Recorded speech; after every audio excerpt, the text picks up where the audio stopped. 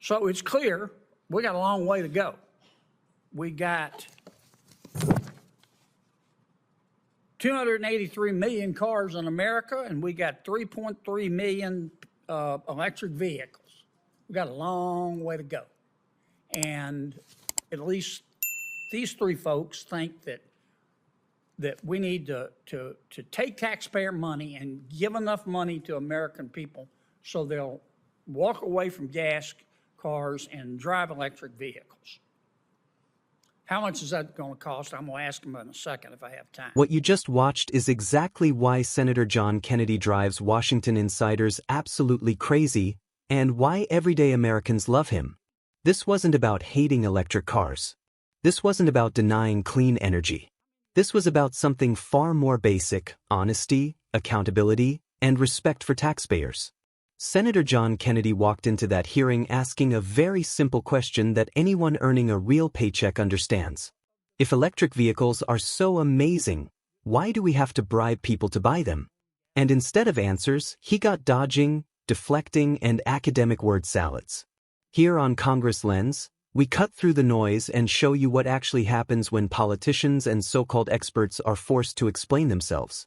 I'm Audrey, and if you value straight talk, hard questions, and leaders who actually sound like the people they represent, make sure you like this video, subscribe to the channel, and turn on notifications, because the main reaction starts right now. Thank you, Mr. Chairman. Welcome to all our witnesses. I'm sorry I was late. I was in another committee. How many of you drive an electric car, own an electric car? Okay. You gentlemen don't? If you mean electric by a battery electric, no. If you mean plug-in electric, yes. Okay. Of the three folks who raised their hands, how many do you own gasoline-powered cars at all? No? No, Senator. No, all electric. Okay. Let me ask you all this, and please give me brief answers, because there are five of you, there's only one of me. Okay? If electric cars are so swell, how come we have to pay people to drive them? The upfront costs of an electric vehicle are about $10,000 higher today than they are for an equivalent internal combustion engine vehicle today, but that cost is declining substantially. Right. And so this is a temporary intervention to help the auto industry strategically compete in global markets and to transition as battery costs fall. You didn't hear my admonition, okay? Sorry. Doc, how about if electric vehicles are so swell, how come we have to pay people to drive them? I think sorry, Senator, I'll staple away from. I'm sorry, I can't see the names. Oh, it's Gross, Ms. Gross here. I'll defer to not comment on policy questions about incentives and so on. Maybe Tell pass me it off your to name. I Ms. can't Hinman. see your name tag. Gross? I can switch. Oh, okay, I'm sorry. I can swivel it. I apologize. Would you start over? I was just going to say I'd like to defer on policy grounds not to talk about policy incentives and so on, defer over to my colleague here, Ms. Hinman. You don't believe in electric cars? Oh, totally support electric vehicles and drive 3 of them myself. So if they're so swell, how come we're having to pay people to drive them? So just speaking personally then, not representing my company at this point. Sure. Speaking personally. Who's your company? EPRI, the Electric Power Research Institute. Oh, okay. And I have to be careful about policy stepping into, wading too deeply into policy as an independent leader here. But when we think about, again, I just want to ditto what Dr. Jenkins said. This is an effort to compete globally. I know all that, but how, if they're so swell, how come we have to pay people to drive them? Well, maybe then the quick answer for me is I didn't take advantage of incentives, but I also bought used vehicles on the market. I love it. They're wonderful to drive. And so on. Okay. Senator, similar for myself. What's your name? Maureen Hinman. Damn. My hair's longer in my picture, sorry. I'm sorry. I don't even know who I'm talking to. Go ahead, Ms. Hinman. I did want to follow up with my colleague, Ms. Gross. I purchased my first EV, fully Yes, electric. ma'am, but in if they're so 2015. swell, how come we have to pay people to drive? Well, I purchased, I can only speak for myself, but we purchased our first vehicle in 2015 because it was easier to charge, cheaper to drive. It drives better, faster, smoother. There's no muck on the bottom of our garage. And frankly, when I had my first child, some of the safety features were just better. But here's what I'm sorry, you're not answering my question. How many vehicles, how many cars do we have in the United States? 280. This lady right here, in the middle. I'm sorry, if I could see your name, I wouldn't just point to you. If I could, I'd like to defer to my colleague who Well, I'd has like to hear better. your answer, okay? How many calls? How many cars are there? 295 million? Okay, and what percentage are electric vehicles? 1.6. Okay, hold up that chart. Here's where all the electric vehicles are. California loves them. The West Coast loves them. Everybody else is kind of lukewarm. Okay, I'm trying to understand why. But let me move on to this. Let me ask these two gentlemen. I think the reason is because they're more expensive. And people, when they drive a car, like it to run. And when it runs out of electricity, it stops. And they can't find a place to charge them. So let me ask these two gentlemen. I don't want to be unfair. So it's clear we got a long way to go. We got 283 million cars in America, and we got 3.3 million electric vehicles. We got a long way to go. And at least these three folks think that we need to take taxpayer money and give enough money to American people so they'll walk away from gas cars and drive electric vehicles. How much is that going to cost? I'm going to ask them in a second if I have time. But how much do you think it will cost for us to basically bribe every American to drive an electric car? Well, Senator, excuse me, Dave Sweeter with the Alliance for Automotive Innovation. I would just underscore your original question with this.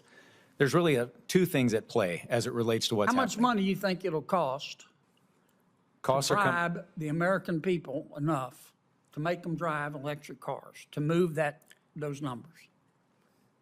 Electrification's increasing as it relates to cost. Only a fraction of currently eligible How much do you vehicles think are it'll eligible cost? for the federal tax credit. So How much do you think it'll cost, David? Senator, I think I quoted earlier I'm that calling on you, sir. Apologies. How much do you think it'll cost? it ultimately depends on You consumer don't know, adoption. do you? We don't have an exact figure. You no, think we ought Senator. to just keep throwing money at it until we hit the jackpot? How about you, Mr. Davis? Eventually, if you put enough charging stations there to solve for range anxiety, because the reason I didn't buy one is because I may have to drive 450 How miles much to do you East think Tennessee it'll as far as Wilmington. cost the American taxpayer for us to convince the American people, frankly, bribe the American people to get rid of the gas car and drive an electric car? Can any of you give me a figure? Senator, the Treasury Department reports we spent about $1 billion year to date. So for the first half of this year, so roughly $2 billion this Well, year. we're behind. As I noted, How much do you think it'll cost, Doctor? You're a doctor, so right? $2 billion this year is what the estimate from the Treasury Okay, Department. How much do you think it will cost for us to, let's say, get 75% of these 200? How much will it cost American consumers to remain? How much, do you know how much it'll cost, Doctor? No one knows the future with certainty, Senator. Right, you just think we ought to keep throwing money at it until we hit the jackpot. I think Is we that ought to right? set a stable policy framework that allows American consumers to become familiar with the environment and American businesses to innovate and to compete within that stable framework. That's what I said And how earlier in much my will that testimony. cost?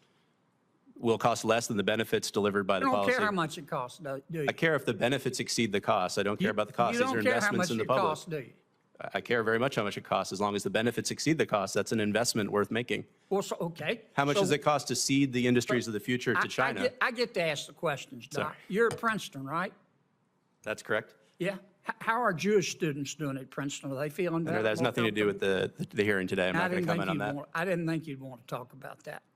Do any of you have any idea how much it would cost to Senator, get, say, 75% of the American people Senator, driving electric cars? if I could, your question is fair. One answer to it is the cost of inaction of the U.S. not competing is far greater than any incentive on the front Okay, end. quantify that for me. Oh, man, I'm way over. I'm sorry, Sheldon. Quantify that for me, because here's my... Once you wrap up with this, because I think I will. everybody's had a chance to try to will. answer your question, and Here's you're my repeating problem. it at this Okay, point. we all want clean air, we all want bright water, we all want to eat, and we all want to live indoors. Okay? But there are trade-offs in all of this. Despite what the Princeton professor thinks, we don't have unlimited money. This is not Princeton. So we have to decide the cost and the benefits. And nobody seems to be able to quantify the costs. They just say, keep throwing money at it, throwing money at it, throwing money at it. And nobody can really quantify the benefits, except if we don't do it, then we're all going to die. And when I go back to my people and say, your electricity costs have gone up 30%, but it's for a good cause. Why, Kennedy? Because you're going to die if we don't do it. Why, Kennedy? Because a professor at Princeton says so. That doesn't work for most Americans. Can you answer that for me? You see my frustration. I love driving an electric car. I think they're really cool. But the median household income in my state's $55,000. Our Princeton professor probably makes that in a week. Okay? They don't care what they think at Princeton. Can you answer that for me, guys?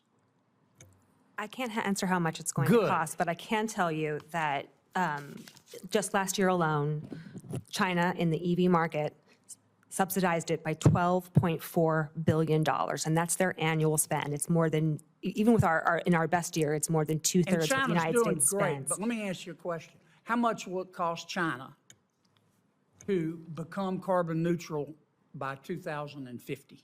I am very concerned, well, they won't, but I'm more concerned about the much risk would it to the cost U.S. them, though? economy of How losing much the would auto it- manufacturing industry. How much would it cost them? Do you know? See, nobody talks about the cost. I'll tell you how much it'll cost them. It'll cost them $1 trillion a year, starting today, to be carbon neutral by 2050. You know how much it'll cost Russia? $250 billion a year, 3 times what their defense budget. Now, if you believe that Vladimir Putin is going to spend $250 billion for climate change, then you'll never own your own home. So we go spend all this money, which y'all can't quantify. We just keep spending. They don't spend the money. They're at an advantage, and you know how much world temperatures are lowered? None. 0, zilch, nada. And I can't believe our chairman hadn't cut me off. But I am done. Now's your moment. Thank you, I am Senator done. Kennedy, for your enthusiastic participation. All right, now that we've watched the entire exchange, let's be very clear about what just happened. Senator John Kennedy didn't lose his temper. He didn't bully anyone. And he didn't grandstand. What Senator John Kennedy did was expose a massive problem in how policy is being sold to the American people. From the very beginning, his question was painfully simple. If electric vehicles are so swell, why do we have to pay people to drive them? That question never got answered, not once. Instead, witness after witness pivoted to phrases like global competitiveness, strategic transition, stable policy frameworks, the cost of inaction. Those aren't answers. Those are escape hatches. Senator John Kennedy wasn't asking for ideology, he was asking for numbers. And when he pointed out that the United States has over 280 million vehicles, with only around 3 million being electric, that wasn't skepticism, that was reality. Then came the most important moment of the hearing. Senator John Kennedy asked how much it would cost to get 75% of Americans into electric vehicles. Not a single witness could give him a number. Not one. Think about that. These policies affect your electricity bill, your car payments, your taxes, your cost of living, and the people advocating for them cannot tell you what they will cost. Instead, the answer kept coming back to, the benefits outweigh the costs. Senator John Kennedy saw right through that. Because working Americans don't get to say, don't worry about the cost. Families making $55,000 a year don't live in a world of unlimited resources. And when Senator John Kennedy called out the disconnect between elite institutions like Princeton University and everyday Americans, he wasn't being disrespectful, he was being honest. This hearing exposed a brutal truth. Policy experts are comfortable spending money they cannot quantify to solve problems they cannot measure, while demanding sacrifices from people who are already struggling. Senator John Kennedy also delivered a reality check on the global stage. The United States can spend trillions. China can subsidize its EV market. Russia can ignore climate commitments entirely. And yet, according to Senator John Kennedy's point, global temperatures don't meaningfully change if major competitors refuse to play by the same rules. That's not denial. That's geopolitical reality. What made this moment powerful is that Senator John Kennedy didn't say electric cars are bad. Just, the math matters. The costs matter. The people paying the bill matter. And that's why this exchange resonated. Because for once, someone in Washington sounded like the people outside of Washington. No slogans. No fear tactics. No trust the experts. Just one senator asking, how much does this cost, and who pays for it? And the silence from the witnesses said everything. If you want more moments like this, where accountability meets power, you're in the right place. This is Congress Lens. I'm Audrey, and I'll see you in the next one.